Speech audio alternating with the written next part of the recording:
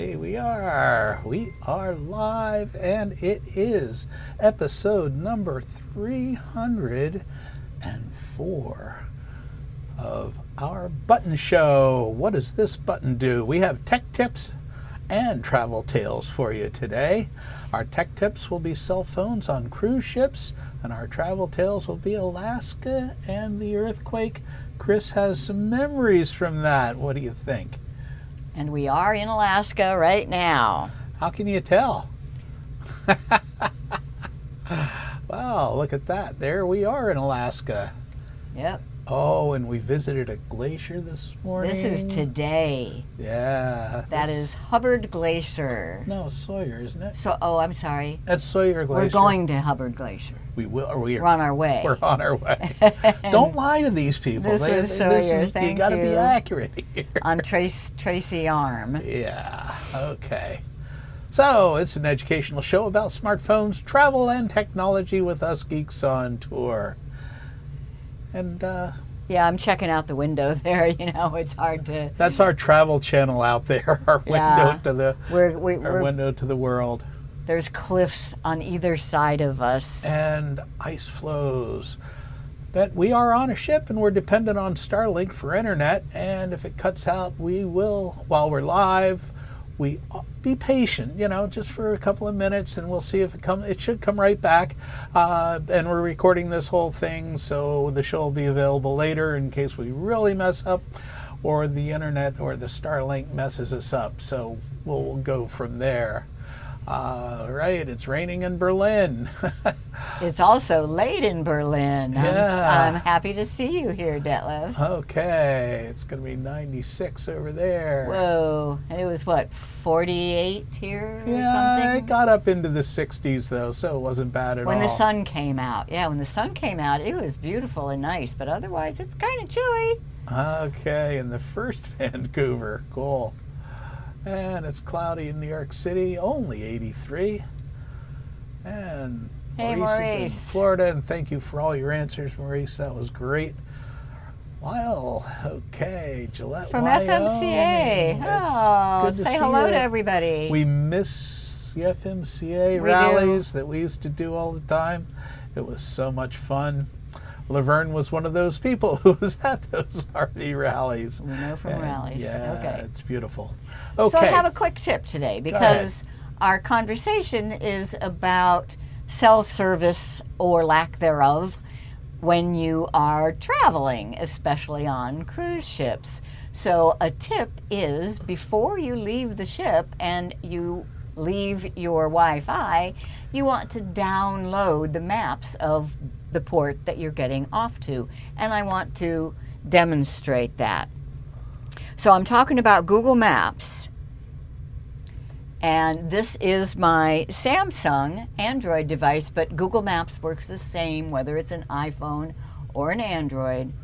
So you go to Google Maps, and while you have an internet connection, I mean, I am connected to the ship's Wi-Fi right now, and it's working fine, but we are going to be going to Anchorage, and we are going to get off the ship and spend a fair amount of time, and we need to be able to know our way around. So I want to download an offline map for Anchorage. What you do is tap on your little face, your account button, the circle in the upper right-hand corner, and choose offline maps. Notice I have made an offline map for all the ports that we've been to so far. Select your own map, and it highlights the area where you were on the map before you came in here, and you can pinch and zoom and get whatever, and you can move it around, you know, make sure that you get what you need. Now I need Anchorage. Notice I cannot get all of Alaska. It's a big place. Yeah, if I keep pinching at some point the rectangle just gets smaller. That means I've reached the limit of the content that it can create. So I go back here, and really I want to make sure that I get Wasilla in there, and obviously all of Anchorage and maybe down to Whittier. That looks good. And it tells you down at the bottom how much storage space you're going to be using. That selection is 35 megabytes. If I wanted more, I'm up to 70 megabytes here. So I get what I want and I tap download. And it takes a minute. It will continue in the background, but now when I get off in port, I will be able to open up Google Maps and see what's going on, even if I have no data connection whatsoever. A couple things to know, so back to the slide here. A couple things to know is that this is still a limited version. I mean, you'll be able to get driving directions from one point to another that is within the map that you downloaded, but you will not be able to get walking directions. It takes more detailed information to give you walking directions. And one other thing, how do you use the downloaded map? You just start using the map as normal, and if you are offline, it will look to see if you have an offline map, and you will start using it automatically. You will see a little indicator saying offline maps, some low detail or something like that. So that's how you and just get into a habit. We've talked to some other people on board and they say, oh, they're really good. They always download an offline map whenever they get off the ship. So I've been saying, oh, that's right. Need to do that. You should do that. So I've been trying to get better at it. All right. So, hi everyone, I'm Jim, and here together with my wife Chris, we are Geeks on Tour. And do you think your smartphone is smarter than you? Do you have questions about your iPhone or your Android device or the cloud? Or now, how about traveling on a cruise ship full time? Want to know more about that? And how do you learn about the amazing devices that we all need to use to get connected and stay connected as we travel? Well, we are geeks, also known as propeller heads, but we are geeks who teach, and we think the best way to learn is in bite-sized pieces on a regular basis. So we came up with this topic of a YouTube show. We give it twice a month now is generally our plan, and we teach different subjects and now give a little bit of travel tales because we live full-time on a cruise ship, so we have travel tales to tell, but we still use our technology every day, and it enhances our travels and our lives. All of our content is collected on our website at geeksontour.com. Make sure to check that out. Okay, so... Oh, I put it wrong here too. What'd you do? I said Hubbard Glacier. Oh. And it's Sawyer Glacier, yeah, right? You better I'm change fixing that right now. Sawyer Glacier. Okay. All right. There. There's home. Sawyer Glacier, and that's home. And we will be telling you more about Alaska in the second part of the show. We're going to start off with our tech tips and then give you our travel tales. So stay tuned. Stay tuned. Yeah, we want to thank our premium members. You're the ones who make this all possible. And if you want to become a premium member at Geeks on Tour, you can go to our website, geeksontour.com/join now. And it doesn't cost much. Let's see. But some of our premium members are here. Judy is here from Cruising Judy now. She's going to be coming on board with us. She is. She's going to be our neighbor soon. Laverne says it's 110 in Scottsdale. Well, that's normal at this time of year, right? Wow. Wow. No, thanks. So Kathleen wants to know, what's FMCA? Well, they've changed their name. It's the Family Motor Coach Association, but now it's the Family RV Association. And it is a group of RVers that it's a club. And they get together and do rallies. They've been doing it for a long time. We used to go to all of those rallies. All of them. And it's where Geeks on Tour. That's where we were born. Got its start. That's yes, right. We gave seminars at RV rallies for FMCA. Yeah, Judy's house goes on sale tomorrow. Pretty cool. FMCA group, yep, FRVA. We are at the rally. So that's really cool that they can watch us while they're in Gillette, Wyoming. Okay, all right. It's they move around, and let's see. We did all of the major rallies for that company, for that club, from 2005 to 2015 or so, and we did several of them afterwards 17, too. I think. Yeah, we always stopped. Yeah, we did a couple of them. And they are different. We did all of them in Redmond, Oregon, Gillette, Wyoming, and Georgia, Perry, Georgia. And then they have them other places too, but those were like 3 big ones. There's Steve from Boca. Hi. Hey. Lyle wants to know, does T-Mobile satellite work on a ship? We'll be talking about that. And T-Mobile satellite. Yeah. no such thing, really. Yeah. There is a T-Mobile for text only, but it's not a T-Mobile cellular signal that you can use, and we'll be talking about that. Yeah. T-Mobile generally is one of the better international cellular services. providers. Yeah, as you go travel around, they have an international plan. There's all kinds of plans, and we'll be talking about a lot of them. So there's a lot to know, and there's no absolute. So just keep that in mind. But for this slide, the Backstage Pass, it's an online meeting it's a premium members only. It's an advantage of being a premium member. It's an online Zoom meeting right after this show, and you get a link that Chris sent out an email earlier today, or you get it from geeksontour.com and the member login page there. Okay. So it looks like you've already handled all the questions. Okay, Lyle says it's still in beta. Yeah, but it's not for voice. It doesn't work that way yet. Soon. Yet. And that's over all of this that we're going to talk about today.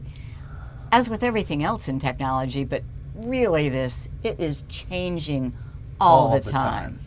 All the time. So, I mean, tomorrow, what I say today might not be accurate. And there's also, in preparing for this session, I got deep into the weeds. I'm going to try to just give the top tips here, but there is a lot. There's a lot to know, and it changes all the time. So it is up to you to know for your phone, your cell provider, your cruise ship, what exactly are the options. My goal is to make sure you know the terminology and the different possibilities. So there's cell phones on cruise ships. There is no cell towers, right? So you don't get regular cell service.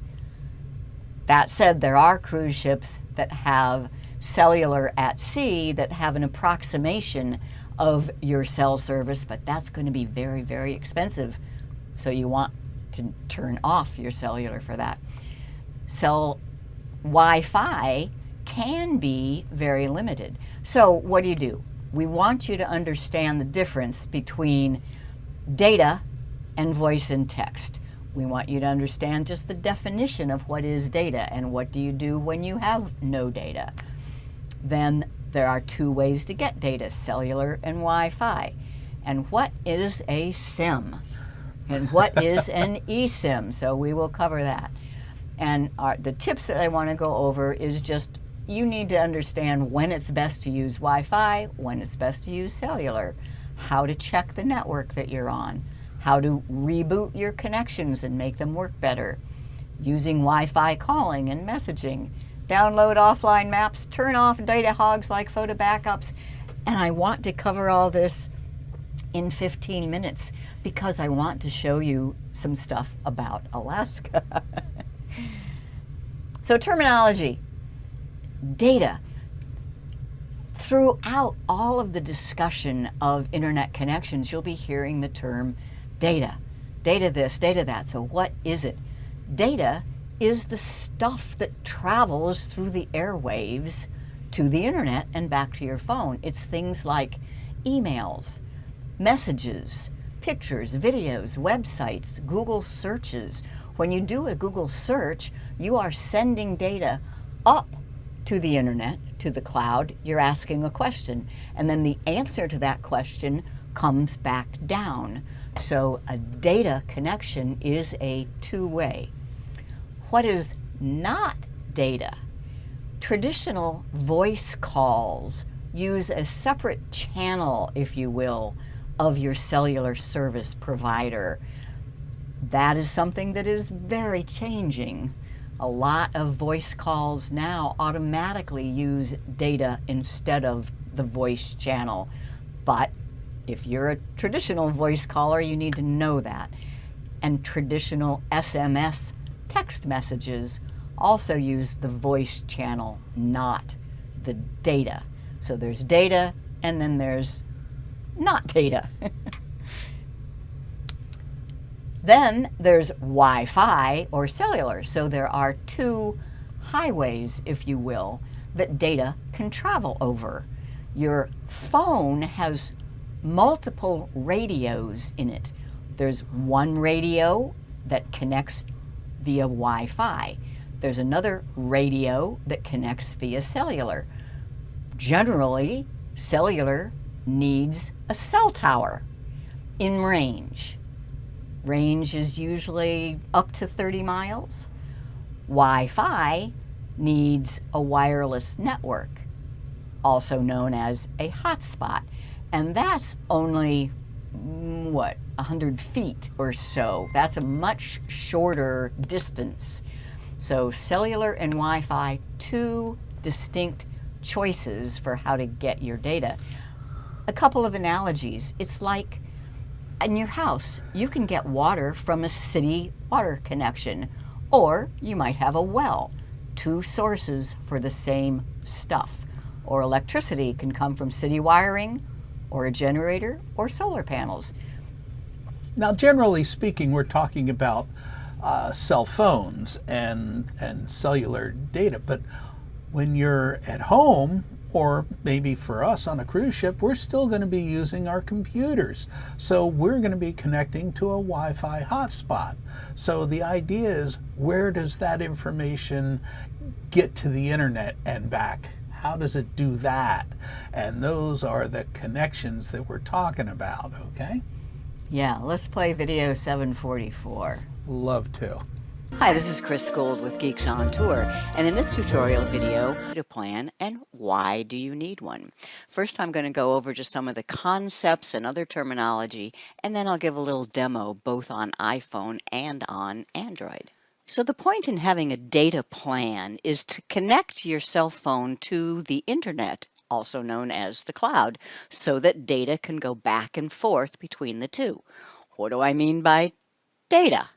Well, it's things like email or Google Maps asking directions, searching for info, sharing photos, and that's going from the phone to the internet. From the internet back to the phone is where you're receiving mail or getting directions, browsing websites, or looking at Facebook. Today's cell phones are smartphones. What makes them smart? A connection to the internet. Data is sent and received over that connection.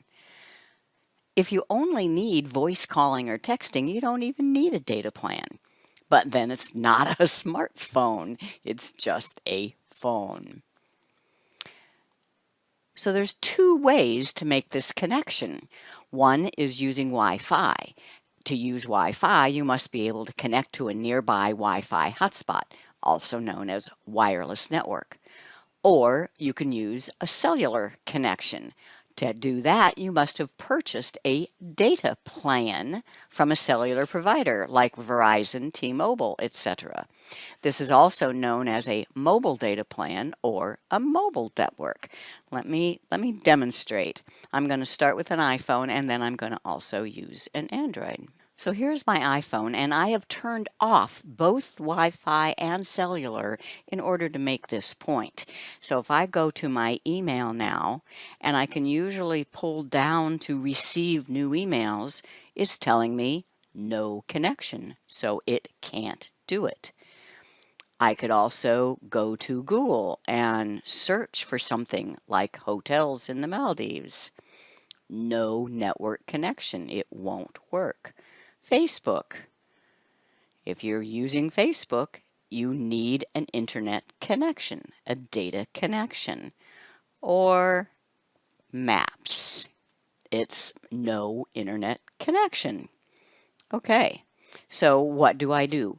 I need either Wi-Fi connection or a cellular connection. Let me go into my settings, and I'm going to turn on Wi-Fi. Now, this would be if you're traveling, your hotel might have a Wi-Fi hotspot. I happen to be home, so I will connect to my home Wi-Fi, which is Geeks PW2, and since I've connected to it before, it just automatically connects. If you're somewhere unfamiliar, you will need to know the name of the network that your hotel has or whatever. Now I am connected to Wi-Fi, and I can see that by those little radio waves up in the top notification bar. Now if I go to Maps and try again to search for Naples, Italy, there we go. It works. And same with Facebook. Facebook now works. All right. I'm going to turn Wi-Fi back off now, just to make a point. Now let's say that you're at a place where there is no Wi-Fi hotspot. You're in a car and you want to get directions to somewhere. That's where you're going to need a cellular data connection. On my phone, I go to Settings and Mobile Data and turn it on. Now I can go to Maps, and in Naples, Italy, search for, hotels. And it's going to work because I have an internet connection, a data connection using the data plan from my cellular provider. Now let's do that same thing on an Android phone.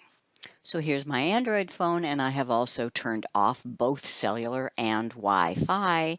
If I try to search for something, it will say, can't do it. Mobile data is off, no data connections. Consider turning on mobile data or turning on Wi-Fi. Okay, I can turn on Wi-Fi. I go into Settings, Connections, turn on Wi-Fi, and then you have to tap on it because just turning it on isn't enough. You need to select a wireless network to connect to. I happen to be home, so it connects to my home network automatically. Now I can search for something, and everything works. I turn Wi-Fi back off. I'm using the shortcut to do it this time. And nothing will work. Now let's say that I'm out on the street and I need to call an Uber. There's no way there's a Wi-Fi to connect to, so I need to turn on my cellular data. I go into my Settings, Connections, and Data Usage, and Mobile Data. Notice it is off. When I turn it on, things will now be able to work. And I can call an Uber. Good stuff. So that is why you need a data plan from a cellular provider, because you need a connection to the internet, and when there is no Wi-Fi available, the cellular connection will make it work. The cellular connection will make it work if there's a cell tower nearby. Well, details. Yeah, when you're out at sea, no cell towers. So, there's some nuances here. I want you to make sure, you got to play with your phone. You got to go and turn some things on and turn some things off, just like I showed in that video. and then take a look at your screen indicators. Up at the top right, you will see whether it is connected to Wi-Fi, whether it is connected to cellular, or whether you have no service. Now that no service ones means cellular. Notice that it still has the little radio waves for Wi-Fi. So everybody's phone will be different. Ships, onboard cruise ships. The ship's Wi-Fi. Now, we are really lucky on this ship. You know, this is a residential ship. We live here, so we are not charged by the day for Wi-Fi. We are charged by the, we aren't specifically charged for Wi-Fi at all. It's included in our monthly maintenance fee. But on most cruises, it can be up to $30 a day for Wi-Fi. And where do they get their internet from? So the ship gets its internet from a satellite. Then they take that internet data channels and distribute it throughout the ship via Wi-Fi.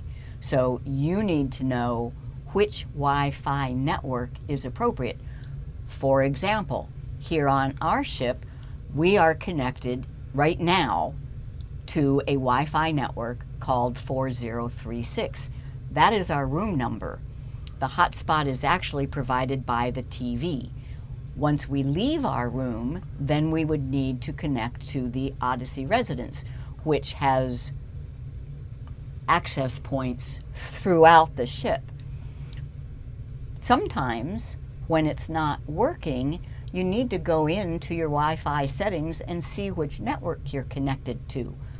If we in our room were connected to the Odyssey residence, it's not going to be very good because there's a steel door between us and that network. And that access point. That access point, right. That doesn't, the signal doesn't go through steel very well. No, it doesn't. No. So you need to know which network is the appropriate one for you to connect to and how much it's costing you. Yeah, now most people who take normal cruises, they're on a cruise for a week, or it may be shorter, maybe longer, you know, long cruises. So they have different packages that they sell for Wi-Fi on this ship. And you may be paying a lot. And the newer satellites, and it's getting better all the time, the newer ones are using Starlink because that's a low Earth orbit satellite system. There's a middle Earth satellite system that's out there, SES, and cruise ships are starting to use that. And speeds vary, speeds come and go. Satellites are zooming around over in the above us here, and sometimes we switch over. So I've seen a couple of things where we're way up in Alaska, so there isn't as much coverage up here, so we may be buffering, and those can be problems. Hopefully, let's see, if I listen to this later, should I be able to hear the entire thing without the blank spots? Yes, you should. And then we have it recorded. If it's really bad, we'll make sure that we'll put up the fully recorded one after that. Stephen Shank wants to know what's RCS messaging, and that's one of the other things that we can talk. It's called rich communications, and it's a chat, and it adds to the SMS messaging, which is but it is going over the data channel, not over the voice channel. So it is definitely using data. Okay. Bill says, pull your CAN phone string tighter. Geeks are buffering. Well, there's not a lot we can do about that. That's why we give you that disclaimer, and that's why we record it. Okay. Let's see. What are the numbers on the ship's Wi-Fi signal icons? Okay. The ship's Wi-Fi, there's a 4 and a 5. I think it's what you're talking about. Those are protocols, Wi-Fi, I don't know. I don't know, but it's kind of like the cellular, 4G and 5G. It's a Wi-Fi designation of what signals it's using. Sounds good. It doesn't mean anything about strength or speed. It's just the technology. All right, so if you have the choice of Wi-Fi or cellular, which one should you use? Well, whichever one is working better. And so try them both. If you have them both, whichever one is working better is the one to use. Or certainly if one is working and one not at all. Right now, we are out at sea. We have no option for cellular. Wi-Fi is our only option. There are no cell towers nearby, and this ship does not have the cellular at sea service. If you do have the choice for both of them, then make sure you understand what you're paying for them and use the one that's cheaper. And that is so different on land versus on sea. On land, your Wi-Fi is often free and unlimited. It's free and unlimited when you're home. Lots of restaurants have free Wi-Fi, and you're always paying something for cellular because you have to have a contract in order to have cellular service. But for example, when we were in Hawaii, we had to pay for the Wi-Fi on board the ship, but we were in port every day and had access to cell towers, and we had an unlimited cell plan on our phones. So for us, the cellular was a better way to go, and we wanted to limit our Wi-Fi. Your mileage may vary, and you have to play with it and figure out what's right for you. And here's another little tip. This is an easy one. You say, I know I'm connected to the right Wi-Fi network, but I don't have data. It's not working. Try just turning it off and back on. As you travel, as you walk around the ship, you're moving from one access point to another. It should automatically move along with you, but sometimes it doesn't. So you just turn it off and turn it back on again. How do you do that? You just swipe down from the top right to get your shortcuts and tap the little icon, and that's Samsung on the left, iPhone on the right. Tap the little icon that represents Wi-Fi to turn it off. Tap it again to turn it back on. Also, if you are using a VPN, if you're using one, you should know what it is. If you're not, then don't worry about it. But if you are using a VPN and you're having trouble connecting to internet, turn off the VPN and try it again. So those two, turn things off, turn things back on. It's been our experience here on board. A lot of people are told that they need to have a VPN for security. And in some cases, yeah, but not always.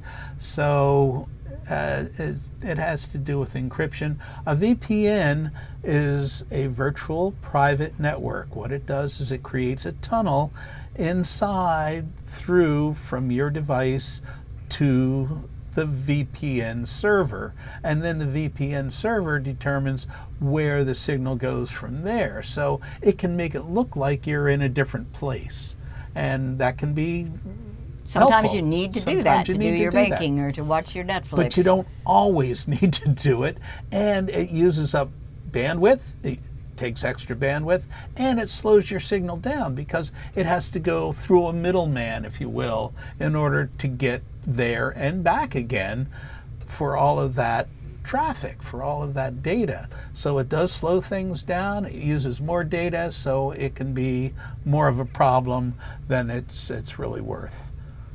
What about phone calls and text messages? The key is to use data instead of traditional cellular voice or text. So you might say, well, I have Verizon and I'm on a ship and it's just working just fine. Be careful. If your ship has Cellular at Sea service and you are connecting to it, you are going to have a big bill when you get back home. So make sure to understand that. You will see Cellular at Sea up in your status bar if that's the case. And there's a couple others too, but just know it. If that's the case, turn on airplane mode or at least turn off roaming so that you don't use that. What do you do instead? Wi-Fi calling. Connect to Wi-Fi hotspots. Make sure their setting is on in your phone for Wi-Fi calling. And then, as our Geeks on Tour member Maurice told me, you know, if you are American and you are calling a US number over Wi-Fi calling, you can talk all day. He and I talked this morning for a long time and the quality was excellent. So Wi-Fi calling when you need to call a phone number. If you have friends who are on WhatsApp, WhatsApp is just a data, it's an app that works on data exclusively, no phone signal involved, and it works great, but you both have to be using WhatsApp, and WhatsApp needs an internet connection either via cellular or Wi-Fi. I use Google Voice. My phone number is Google Voice, and it is strictly a voice over IP.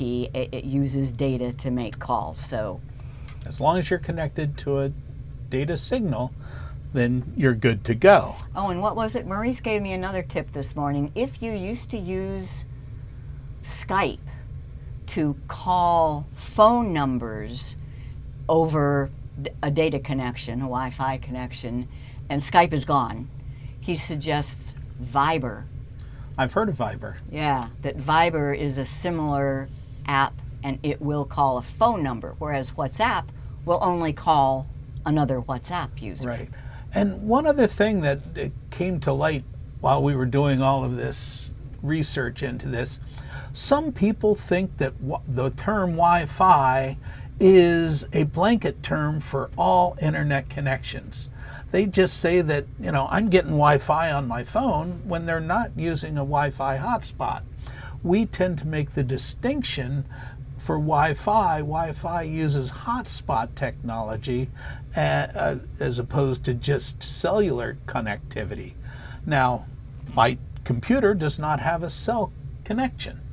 Neither does my iPad. And it's Wi-Fi only. Right. So you may have a cellular iPad.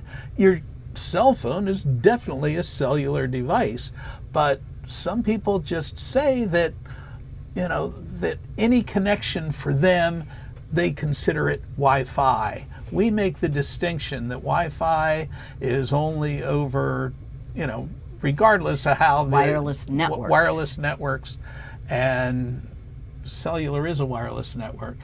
So it does get confusing. We don't want to add to the confusion, so we make a distinction, and that's confusing.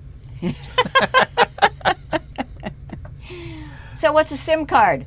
A SIM card, it stands for Subscriber Information Module, and that's what you get when you sign up for a data plan with a cell service provider like Verizon or AT&T or T-Mobile. There could be a physical SIM card that connects your phone to the cell provider and tells them who to bill for this service. And most phones have now switched over to eSIMs, which is just an electronic SIM card. You don't need the little card itself. And there are now also international eSIMs that are making it very easy to connect internationally. Aerolo, Solis, Holofly for international, but if you get those, you don't get a phone number with it. It's data only. It's data only, most of them. And it's easy to install anywhere in the world. So for example, I get my phone number from Google Voice. Then I can get my connection from any of these international eSIMs. All right. I think this is the last thing. Yeah, the Solis Pro. And what a great thing. Also, once again, thanks to Maurice for making sure we knew about this. This is a self-contained Wi-Fi hotspot. That uses a cellular SIM card. Right. Or an eSIM. And it works internationally in 135 different countries, but it needs a cell signal. So it will find the best cell signal out there and use it. It comes with a prepaid 1 gigabyte per month included for data. Now that's not a lot of data, but it's enough to get some texting done and some other things. If you need to use this a lot, then you can purchase more data. Sometimes it's pretty expensive to do that, but yeah. So that is the Solis Pro. And it's also a battery charger. Oh, it has a big battery nice. that you can use to charge your phone. Oh, we have to have some time for Alaska. Minimize data usage, cellular and Wi-Fi. Realize data is just the stuff that travels over whichever connection you're giving it. If you are paying a lot, or you just want to be a good neighbor like here and you don't want to use too much, you should turn off backup for photos, but then remember to turn it on whenever you're at a free Wi-Fi hotspot so your photos get backed up. When watching videos on YouTube, Netflix, make sure to check the setting and be using a lower resolution. It'll still look fine. You don't need 4K. Remove any phone communications apps you're not actually using, and review all of your phone apps and get rid of the ones you aren't actually using. Make sure there's not a bunch of activity going on that you don't even know about. Okay, a couple of quick questions there. Is RCS encrypted? Let's see. I think it so. It can be. It normally is. Most of these things are encrypted, but it has to do with your message provider, not RCS itself. RCS is just the package that goes in it. Marie says, remember, rebooting a phone fixes a lot of issues, just like rebooting your computer fixes a lot of issues. So, but what Chris was talking about was just turning off the Wi-Fi or turning off the cellular and then turning it back on. You can do that as well without rebooting the entire phone. If that doesn't work, then yeah, reboot your phone. That's a good idea.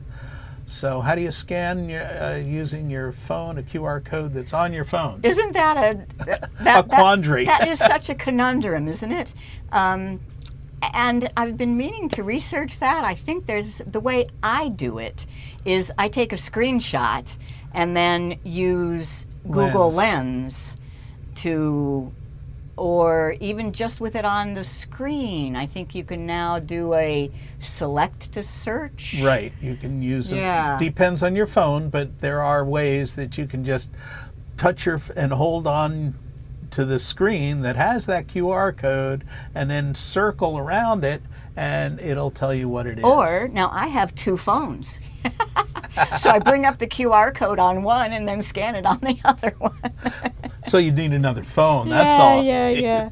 Okay. Hey, Jimmy, how you doing, buddy?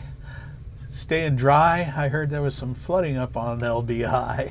All right, let's talk a little bit of travel tales here. I like that. Because we live on a cruise ship, a very special cruise ship called the Villa V Odyssey, and we are on a continuous travels around the world. Right now, we are cruising through Alaska. We started in July 2, and we will be leaving Alaska from Kodiak, I think, on July 26, and we're stopping at all of those green dots along the way. So here is coming into Ketchikan. This is just a view from our window, and our little stuffed pelican, we call her Penny, always lets us know which way is forward. We did a kayak tour in Ketchikan. Oh, it was wonderful. Oh, it was so cool. And we saw an eagle catch a fish and eat it. Isn't that exciting? It was. Oh, some beautiful, beautiful flowers. And this is a place I'd views. never heard of called Icy Straits. Icy Strait Point. Icy Strait Point. There, the Red Dog Saloon, we were there. This is in Juneau, the capital of Alaska, and it's been a while since we were there. And this was just a couple days ago. View from the front of the ship, that's Glacier National Park up ahead of us there, I think. And we're on our way. And this is today. Today at Sawyer Glacier. Very good. Yeah. And notice we're kind of bundled up. It's a little chilly here. Especially out there in the wind. When the sun came out, it was very, very comfortable. Just so amazing to be in the comfort of your own home, our ship, and look at those views. And this is where we ate lunch. Oh yeah, just look out and see icebergs and glaciers and waterfalls. A lot of waterfalls. But I gave a talk here on the ship a few days ago because I actually spent my grade school years in Anchorage, Alaska. I lived here from 1959 to 66. And you can watch that whole speech if you like. We give you a link in the comments, or there's a QR code at the end of the show. But I want to give you a little taste. So this is a picture that my dad took. My dad was a professional photographer of the World Championship dog sled races. And I had my own sled dog. His name was Skimo. Eskimo. It comes from Eskimo, yes. And he was a sled dog. We actually let him tow me around in a toboggan. And if you know me well, you might have noticed that I have a crooked smile. That's because this sled dog spun me around the corner to the point where I slammed into the bumper of a car, and I have a knot in my muscle that has been there ever since. And so this side of my smile can't go up as high as that side. Anyway, we moved there from Seattle just in a car on the Alaska Highway, and that's my mom. I think she is just a vision of beauty on the Alaska Highway. And here's me, a fashion statement at mile zero, that famous marker, and I look like a pioneer, I think. The year was 1959, and I have this medallion to prove it. When we were there is when Alaska became the 49th state. When we lived there, my dad was a professional photographer. His name, Tom Van Valkenburg. Remember that? Comes up in a minute. He ran the camera center at J.C. Penney's. Remember that? This is how we went camping.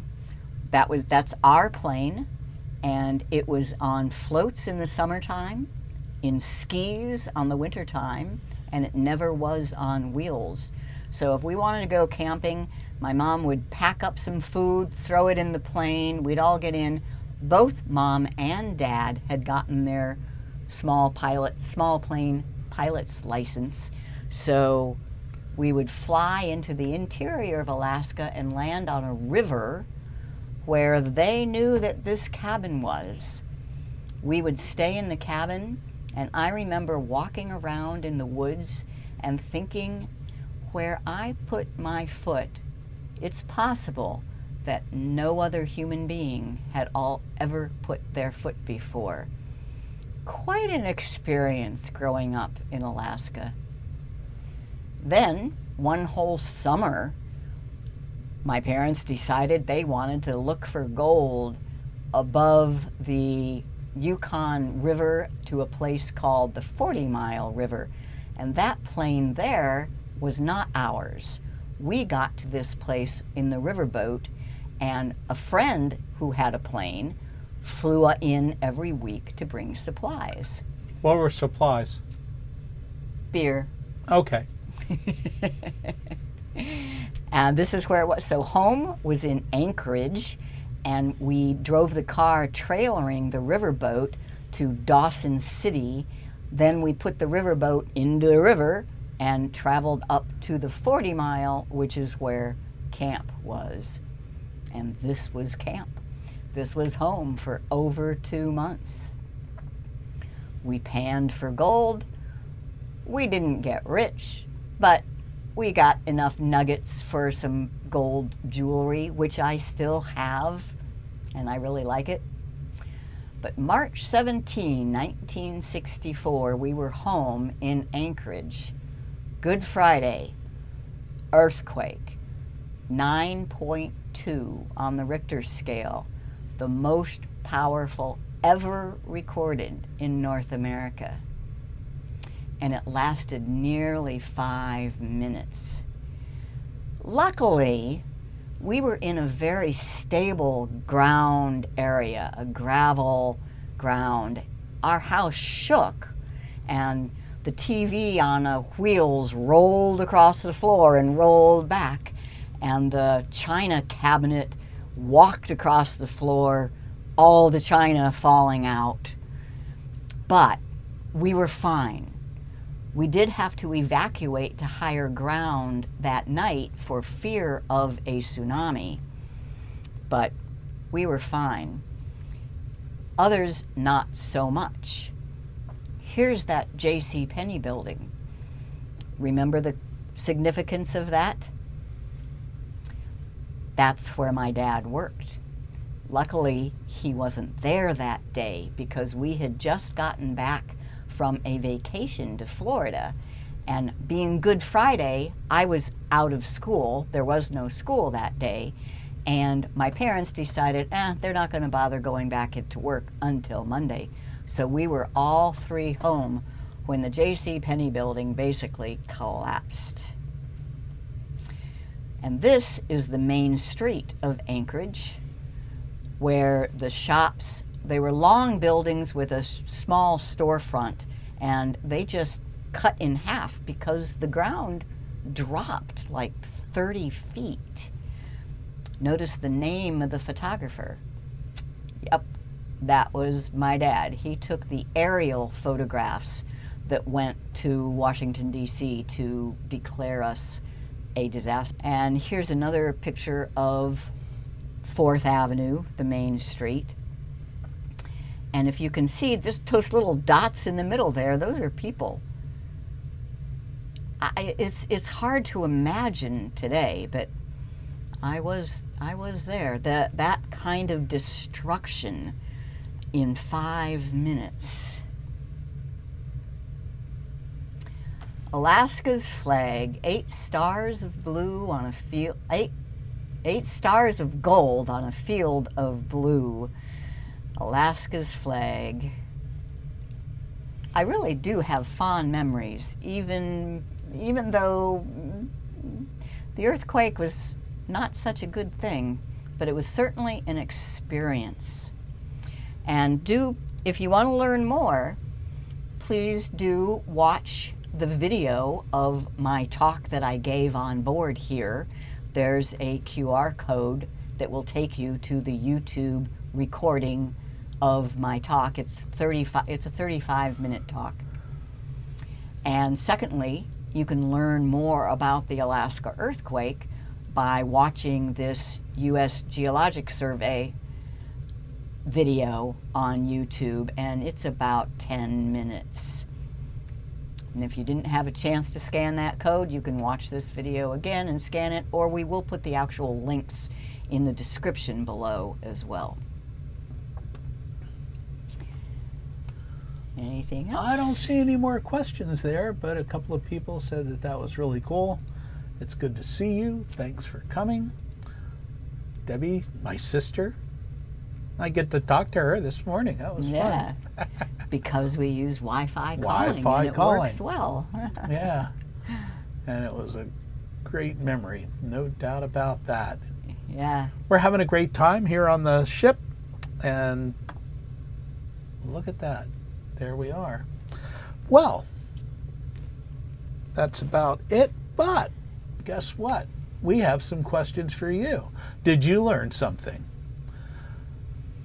We have question number 1. Airplane mode turns off A, cellular, B, Wi-Fi, or C, both? Well, you have to play with it on your own phone. Depending on your settings, it may turn them both off. It may only turn cellular off. In any case, if it turns them both off, you can turn Wi-Fi back on. So you need to understand your indicators and your phone. Airplane mode will turn your cellular radio off. It'll definitely turn your cellular off. True or false? Uploading lots of photos requires lots of data. Absolutely true. And that's probably part of the issue that we had if we were, running out of bandwidth here for this show. A lot of people on board, guess what? They were taking pictures. A lot of pictures this morning at that glacier. And they're uploading those pictures while we're trying to do this show. We don't have our own exclusive connection to the internet the way we did back at home in Fort Lauderdale. So it's a shared network. That's another thing to understand about Wi-Fi. And in some cases, even cellular. Sometimes cellular towers can get overwhelmed. We ran into that during those RV rallies that we used to go to. It would be hard to get signal because there were so many people trying to use it at once. So if you need to conserve your data for whatever reason, turning off your photo upload is a good thing to do. But don't forget to turn it back on when you have some free Wi-Fi. I certainly don't want you to lose your phone and lose your photos. Absolutely. So phones can connect to the internet data using A, Wi-Fi, B, cellular, or C, either one. Either one. As opposed to computers. If they don't have a cellular connection, they have to use Wi-Fi. So Wi-Fi has become a ubiquitous term. True or false? When you're on a cruise ship and in port, you can use cellular data. Maybe. Usually because ports will have cell towers. And if your cellular provider uses those cell towers, you'll be able to use it just like at home. Right. So but you definitely can't use your cellular data if you're on a cruise ship where Wi-Fi is the only way to connect. As in our case. As in our case. True or false? If you have a global cellular plan, it will work on your cruise ship. Probably not. Because there's no cell towers at sea.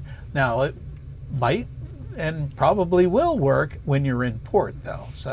And if it does work on your ship, it's because they have a very expensive technology installed and you probably don't want to use it. We didn't talk about satellite phones. Yeah. There are such things as satellite phones, but they're not the cell phones that we use. Okay. What year was the Great Alaska Earthquake? Was it A, 1964, B, 1954, or C, 1971? Well, I hope you don't say 1954. Otherwise, I'd be a lot older than I really am. But it was 1964, so I am pretty old. Yeah, Good Friday, 1964. The Great Alaska Earthquake. There's only been one other earthquake that was higher on the Richter scale, and that was in Chile. So South America. South America, right. So it is the biggest earthquake in North America. And there's earthquakes happening all over the world all the time. In fact, they're predicting that the next big one is coming up soon in Japan. How soon? Well, they were predicting it for July 5, actually. It did not happen. Right. They don't know. Earthquake predictions are very iffy. Okay, I do see one more question down there. What's that? May residents have their own Starlink? No, not yet. They would have to, have a clear shot to the sky. It's possible that they could. I don't know. If you have a balcony or something like that, maybe they could do it. Right now, most cruise ships absolutely forbid them. They will not allow a satellite dish a satellite receiver on board their ships. This ship is a lot different, so I can't say for We don't certain. know anybody who does have one. Right. No. We know of no one that has one on board. Let's see. We got the tsunami in Port Alberni in BC and from Alaska. Wow. And the Alaska earthquake killed more people in California than it did in Alaska. So Because the of the tsunami. Right. Yes. That's true. Okay, I want to remind you, you can sign up for our free newsletters. That way you get notified whenever we're going to be doing something. We want you to subscribe to this channel as well on YouTube because that helps us. And if you click on the bell to get notified, you'll never miss a show. All of our content is property, ours. So that's the subscribe and the bell for getting notified. Do that. The Backstage Pass is right after this, and we will be getting ready for that right after we close the show. Chris, what's the web page that lists all of our YouTube shows? Geeksontour.com, and the menu item is YouTube shows. And the web page that lists all of our recent newsletters. Geeksontour.com, and the menu item is blogs and news. You'll see newsletters under there. You need to update that one. I because know. We have another button there that is our cruising life. So that way you can find out where we are, what we're doing, all the cruise information, where we're going. And where we're going to be. So why do people pay $58 a year to join Geeks on Tour? Well, there are member benefits like asking us any questions, like our private Zoom meetings and extra videos and tutorials on our website. But many people join our membership just to help support us and say thank you for all that we do for free. And we thank you for We doing do. that. All right, become a member, geeksontour.com/join now. And let's see, that's it for us this week. I'm Jim. I'm Chris. And we are Geeks on Tour. And we will, let's see, we'll be seeing you next week, won't we? Not next week. No, in a couple of weeks. In a couple of weeks, yeah. But we will Twice have a month. We will have something up for you next week, a pre-recorded something or other. This is our ship. We're on our way off, and we will see you next time. Thanks for watching. Click subscribe. Oh, I see. What? Susan just subscribed, just became a member. Thank you. New member. Bye-bye, all.